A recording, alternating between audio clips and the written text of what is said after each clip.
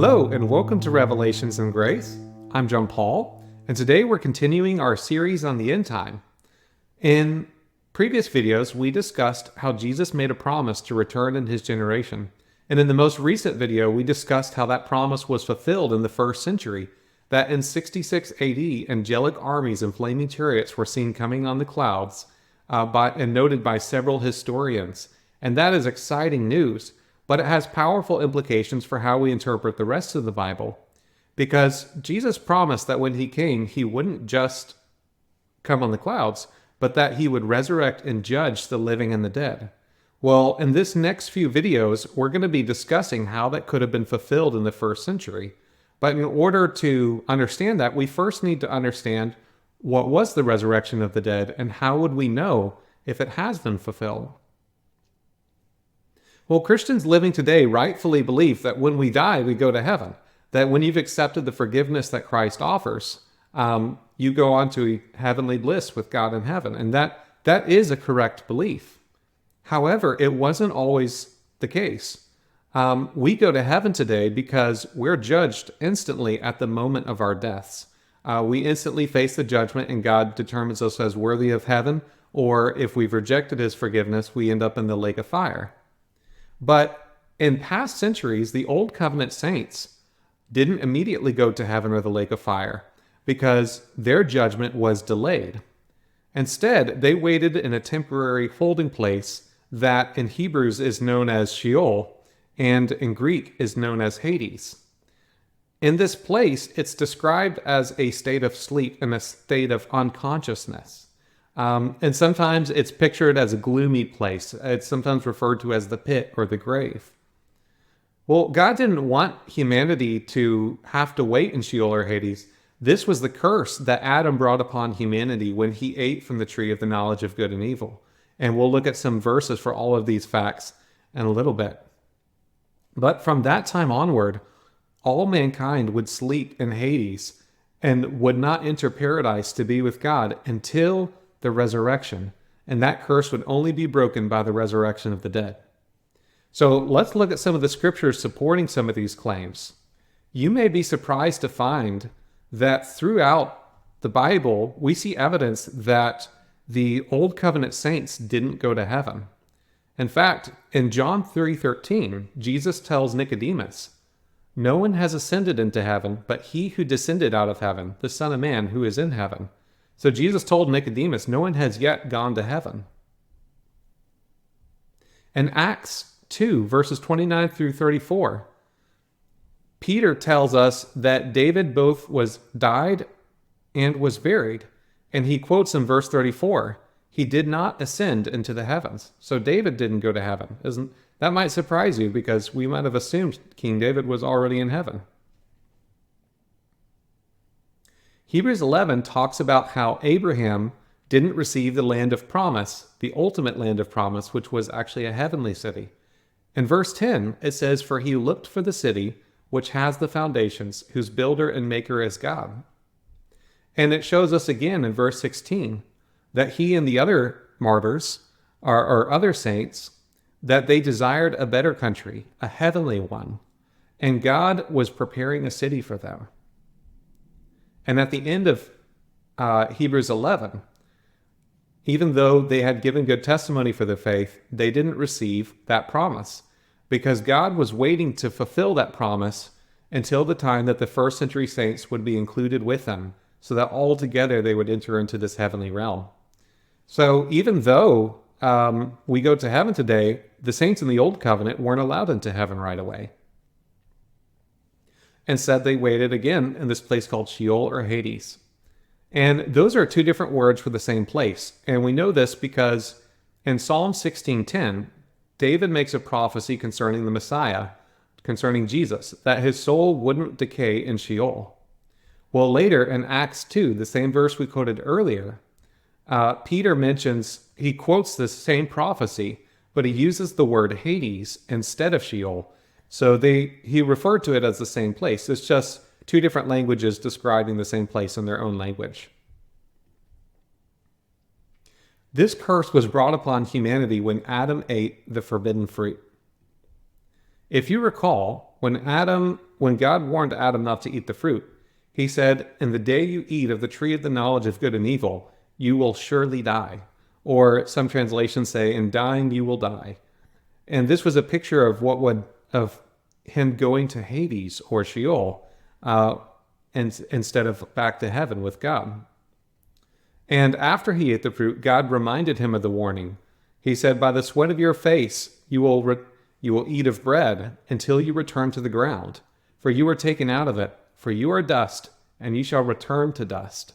So Adam was promised that instead of going to heaven, he would go into the dust of the ground where Sheol was.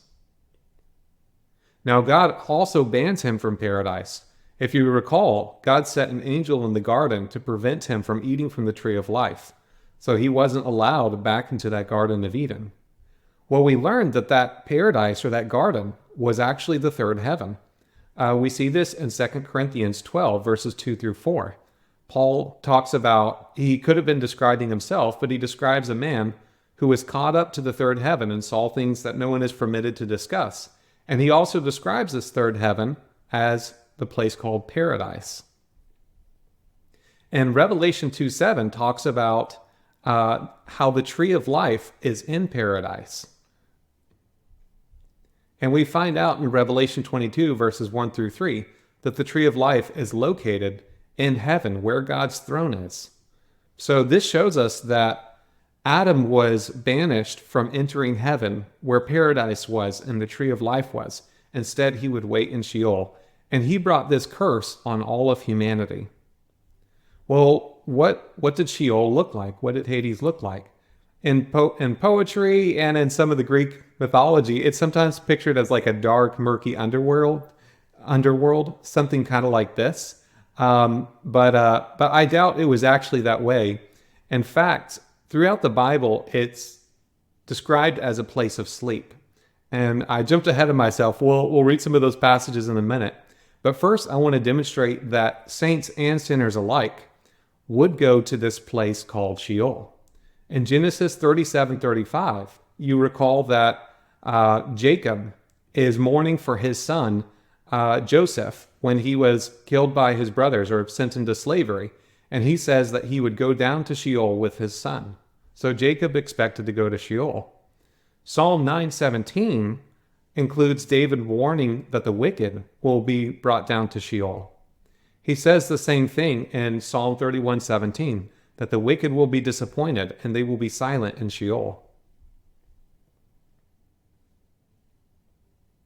In Psalm 49:14, he talks about how people would be a flock in Sheol. Their beauty shall decay in Sheol, far from their mansion. David is worried about dying, and he says, "For my soul is full of troubles. My life draws near to Sheol." He says that in Psalm 88:3. In Isaiah 5:14, it says, "Therefore Sheol has enlarged its desire," meaning more people are going to die, "and opened its mouth without measure," meaning tons of people are dying. "And their glory, their multitude, their pomp, and he who rejoices among them descend into it." Isaiah 38:10 says, "I said, in the middle of my life, I go to the gates of Sheol. I am deprived of the residue of my years."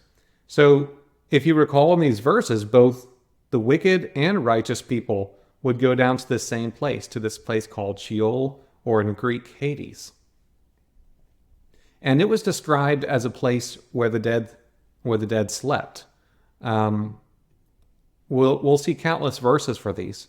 For instance, in Job chapter 3, verses 11 through 13, Job complains why he didn't die in his mother's womb. He says, "For then he would have slept and he would have been at rest. He would have laid down and been quiet." And again, later in Job, he says, "So man lies down and doesn't rise.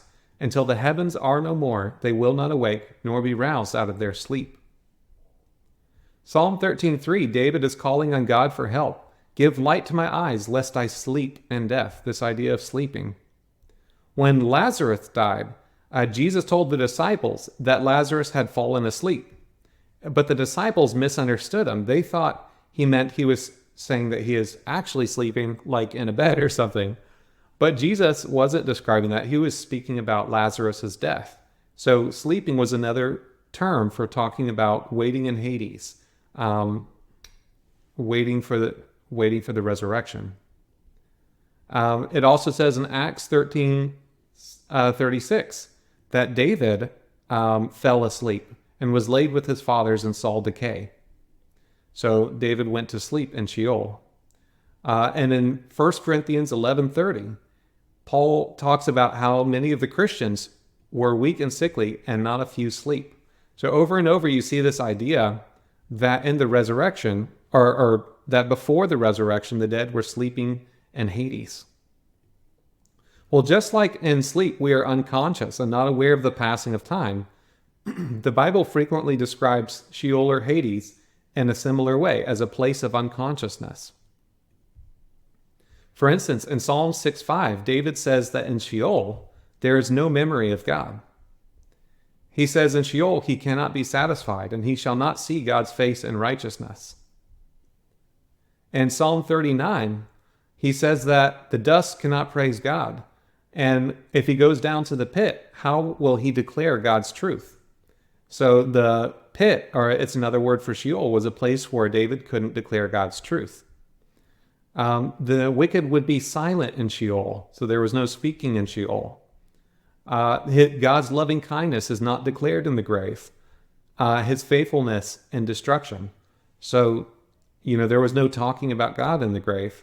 In fact, Psalm 115, verse 17 says, "The dead don't praise Yahweh, neither any who go down into silence." So no one was praising God in Sheol or talking about him. They were silent in Sheol.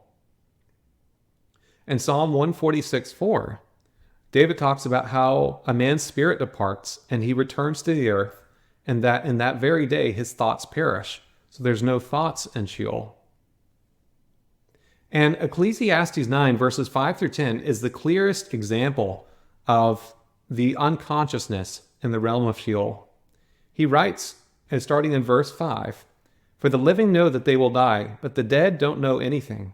Neither do they have any more reward, for their memory is forgotten.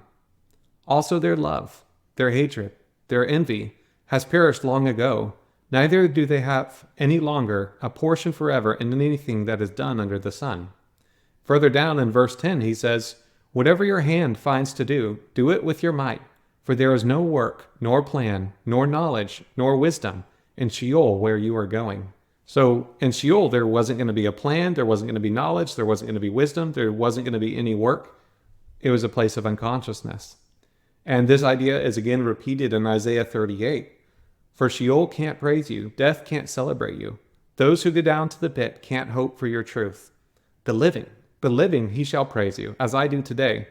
The Father shall make known your truth to the children." I believe Isaiah is making a case why God should spare his life, because he's able to praise God while he's alive. But if he were to die, he couldn't do those things. So, as Christians, we understand today that we go to heaven and that we're immediately judged for our lives. But in the Old Testament, saints had to wait in Sheol or Hades for the resurrection to happen, when they would finally be judged as either worthy of heaven or the lake of fire. And as I hope to cover in the next video, we'll discuss what the resurrection was all about and what they were expecting. So thank you for watching. I hope you appreciate this content, and I hope you stay tuned for my following videos. Thank you.